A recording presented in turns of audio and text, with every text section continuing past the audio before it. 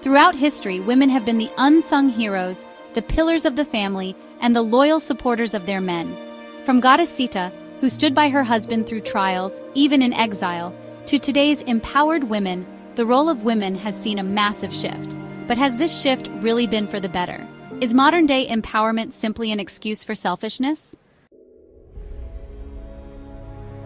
Sita, the embodiment of purity, loyalty, and sacrifice.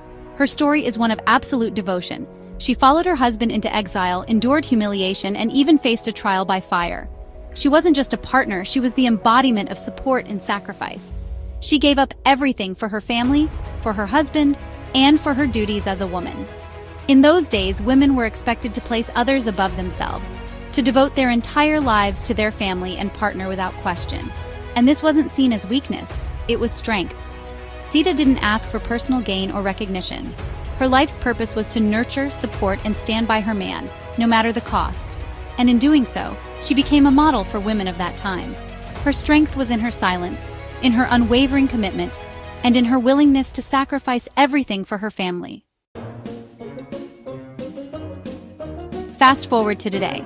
The modern woman is hailed as empowered, independent, and free. Women have fought for their rights, secured careers, and are now expected to prioritize their own happiness above all else. But here's the question. Has this shift toward self-empowerment really benefited society? Or has it created a generation of women who are so focused on themselves that they forget the responsibilities they once held? Today's empowered woman has been taught that self-care, independence, and personal ambition come first. She is celebrated for climbing the corporate ladder, for prioritizing her career, for putting herself above family and relationships. But when did putting yourself first mean abandoning those around you? When did empowerment become synonymous with selfishness? Today's empowered woman demands space, time for herself, and full control over her life. She's told she deserves everything, career, success, and freedom, without having to compromise. But let's be honest, what about the sacrifices that were once expected? What happened to the devotion that women like Sita showed, where their strength was defined by their ability to stand by their family and partners? Why is it now considered old-fashioned or submissive to place others before yourself? Self-care has evolved into a reason for neglecting responsibilities.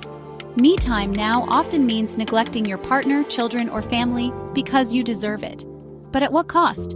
Are we really empowering women, or are we just raising a generation of selfish individuals who can't even balance their relationships and their personal goals? Some will argue that women have every right to be independent, to say no, and to prioritize their goals. But are we losing the essence of what made us strong in the first place? Women once found strength in unity, in supporting their families and partners. Now, we've shifted to a place where everything revolves around the individual, and relationships are often seen as secondary to personal achievement. It's almost as if today's woman sees relationships as optional, something to be managed only if it doesn't interfere with her personal journey. But in doing so, are we really fostering strong partnerships, or are we just feeding into a culture of isolation and self-centeredness? Can women truly have it all? Can they be independent, successful, and still hold on to the values of sacrifice, family, and loyalty? The problem isn't empowerment, it's imbalance. We must ask ourselves, as we fight for our rights and strive for independence, are we losing the essence of what made us strong to begin with? The ability to nurture, to support, and to be there for those who matter. Sita showed us that strength doesn't just come from standing alone. It comes from lifting others up, from sacrificing for the greater good. The modern woman can be powerful, but she must not forget that true empowerment lies not just in personal gain, but in the ability to nurture, support, and maintain the relationships that matter. It's time to rethink what empowerment really means. In these modern times, we often find ourselves at the crossroads of tradition and progress. On one side, we have the emotionally distant men, often branded as emotionless or unavailable, too caught up in their own struggles to show vulnerability. And on the other, women, empowered, independent, but sometimes so consumed with self-prioritization that they forget the importance of connection, loyalty, and support. The answer lies in the simple truth that true strength doesn't come from isolation. It comes from connection. Men, it's time to break free from the walls you've built. Open up, share your emotions, show your vulnerability. Women, it's time to shift from a mindset of me first to we first. Empowerment doesn't mean sacrificing others for your own success. It means lifting each other up, together. Harmony doesn't come from one person being right or wrong.